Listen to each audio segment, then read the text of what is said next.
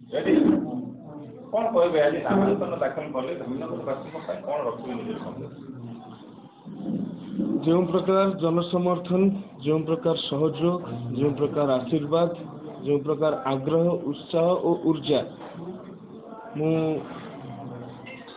ଧନ୍ୟବାଦ ଦେବା ପାଇଁ ମୋ ପାଖରେ ଶବ୍ଦ ଓ କ୍ଷମତାର ଅଭାବ ରହିଛି। ମୁଁ ଅକୁଣ୍ଠ ଚିତ୍ତରେ କୃତଜ୍ଞତାର ସହିତ ସମସ୍ତଙ୍କୁ ଧନ୍ୟବାଦ ଜ୍ଞାପନ କରୁଛି ହୃଦୟର ସହିତ। ଏଭଳି ଭଲ ପାଇବା, ଏଭଳି ସ୍ନେହ, ଏଭଳି ସଦିଚ୍ଛା, ଶୁଭେଚ୍ଛା ଇଏ ମୋ ପାଇଁ ବିରଳ, ଅବିସ୍ମରଣୀୟ। ତା ସହିତ ଇଏ ଏକ ଆହ୍ୱାନ ସୃଷ୍ଟି କରୁଛି, ଯେଉଁ ଆହ୍ୱାନ ଧାମନଗରକୁ ଏକ ବିକଶିତ ଧାମନଗରରେ ପରିଣତ କରିବା ପାଇଁ ଗତ 15 ମାସର କାର୍ଯ୍ୟକାଳ, ପ୍ରୟାସର କାର୍ଯ୍ୟକାଳ ଥିଲା। ଆଗାମୀ 5 ବର୍ଷ ଧାମନଗରବାସୀଙ୍କର ଆଶୀର୍ବାଦରେ ବିକାଶର 5 ବର୍ଷ ହେବ, ଏ କଥାକୁ ମୁଁ ଚିନ୍ତା କରୁଛି ଏବଂ ଦେଇଥିବା କଥା ମୁଁ କେତେ ରଖିଛି ତାହାକୁ ଆଧାର କରିକି ଧାମନଗରବାସୀ ଆଶୀର୍ବାଦ ପ୍ରଦାନ କରିବେ। ଆମେ ବନ୍ୟା ନିୟନ୍ତ୍ରଣର କଥା କହିଥିଲୁ, ଆମେ ଯୁବକମାନଙ୍କୁ ରୋଜଗାର ଦେବା କଥା କହିଥିଲୁ, ଆମେ କହିଥିଲୁ ଧାମନଗରରେ ମୋଦି ଗ୍ୟାରେଣ୍ଟିରେ ଯେଉଁ ପ୍ରକାର ଷଠି ଘରଠୁ ଆରମ୍ଭ କରି ଶ୍ମଶାନ ଘାଟ ପର୍ଯ୍ୟନ୍ତ ସବୁ କଥା ଉପଲବ୍ଧ ହେଉଛି, ତାହାକୁ ଲୋକଙ୍କ ପାଖରେ ପହଞ୍ଚାଇବା ପାଇଁ ଆମର ପ୍ରୟାସ କରିବା କଥା କହିଥିଲୁ। ବିଗତ 15 ମାସ ଭିତରେ ଆମେ କରିଛୁ।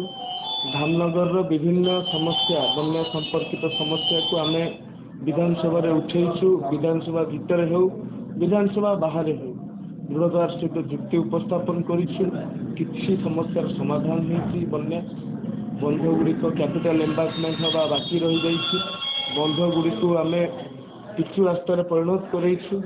ଏସ୍କେପ୍ ଗୁଡ଼ିକ ପୋତିବା ବାକି ରହିଯାଇଛି। ଏଥର ନିର୍ବାଚନରେ ଲୋକଙ୍କ ପାଖକୁ ଆମେ ଯାଉଛୁ, କହୁଛୁ ସରକାର ଚାହାନ୍ତୁ ବା ନ ଚାହାନ୍ତୁ, ସରକାର ଅନୁମତି ଦିଅନ୍ତୁ ବା ନ ଦିଅନ୍ତୁ, କାରଣ ସରକାର ତ ଅନୁମତି ଦେଇନାହାନ୍ତି, ଲିଖିତ ଆକାରରେ ଦେଇଦେଇଛନ୍ତି ଗୋଟେ ବି ଏସ୍କେପ୍ ଇଞ୍ଚେ ବି ଉଚ୍ଚତା ବୃଦ୍ଧି କରାଯାଇପାରିବ ନାହିଁ। ବିଧାନସଭା ପ୍ରଶ୍ନରେ ମୋର ଉତ୍ତର ଦେଇଛନ୍ତି। ତ ସରକାର ଚାହାନ୍ତୁ ବା ନ ଚାହାନ୍ତୁ ଧାମନଗରର ଏସ୍କେପ୍ ଗୁଡ଼ିକର ଉଚ୍ଚତା ବୃଦ୍ଧି କରାଯିବ ବା ପୋତାଯିବ। ଏ କଥା, ଏ କମିଟମେଣ୍ଟକୁ ନେଇକି ଆମେ ଲୋକଙ୍କ ପାଖକୁ ଯିବୁ। ଆମେ ଯୁବକ ହାତକୁ ରୋଜଗାର ଦେବା କଥା କହୁଛୁ। ଯୁବକମାନେ ଧାମନଗରରେ ପାଖାପାଖି 15,000 ପଞ୍ଜୀକୃତ ବେକାରୀ ଅଛନ୍ତି ଏବଂ 50,000 ଅଣପଞ୍ଜୀକୃତ ବେକାରୀ ଅଛନ୍ତି।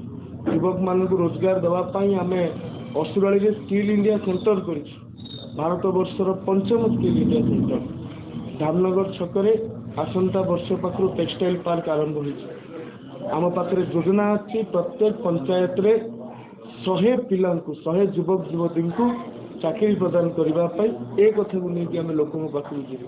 ଯେଉଁମାନେ ପ୍ରଧାନମନ୍ତ୍ରୀ ଆବାସରୁ ବଞ୍ଚିତ ହୋଇଛନ୍ତି, ଯେଉଁମାନେ ପ୍ରଧାନମନ୍ତ୍ରୀ ଖାଦ୍ୟ ସୁରକ୍ଷା ଯୋଜନାରୁ ବଞ୍ଚିତ ହୋଇଛନ୍ତି, ଯେଉଁମାନେ ଅନ୍ୟାନ୍ୟ ସରକାରୀ ଆଦବକାରିତା ଯୋଜନାରୁ ବଞ୍ଚିତ ହୋଇଛନ୍ତି, ସେ ବଞ୍ଚିତ ଲୋକମାନଙ୍କ ପାଖରେ ଉପଲବ୍ଧ କରିବା ପାଇଁ ସରକାରୀ ଯୋଜନା ଆମମାନେ ସଂଘର୍ଷ କରିଥିଲୁ।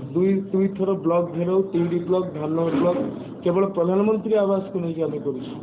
ତେଣୁ ଆଗାମୀ ଦିନରେ ଇଏ 15 ମାସ ପ୍ରୟାସର 15 ମାସ ଥିଲା। ଆଗାମୀ 5 ବର୍ଷ ବିକାଶର କାର୍ଯ୍ୟକାଳ ହେବ ବୋଲି, ବିକାଶର 5 ବର୍ଷ ହେବ ବୋଲି ଆଜି ନାମାଙ୍କନ ପତ୍ର ଦାଖଲ କରିବାଟା ଯଦିଓ ଏଟା ଗୋଟେ ନିର୍ବାଚନଗତ ପ୍ରକ୍ରିୟା, ତଥାପି ମୁଁ କହିବି ମୁଁ ପୁନଃ ନାମାଙ୍କନ ପତ୍ର ନୁହେଁ, ଧାମନଗରବାସୀଙ୍କ ପାଖରେ ସେବକର ପଦ ପାଇଁ ଆବେଦନ କରିଛି। ଧାମନଗରବାସୀ ମୋତେ ପୂର୍ବ ଥର ଠାରୁ ଏଥର ଆହୁରି ଅଧିକ ଆଶୀର୍ବାଦ କରିବେ ବୋଲି ଜଣାପଡ଼ୁଛି। ମୋର ଆଶା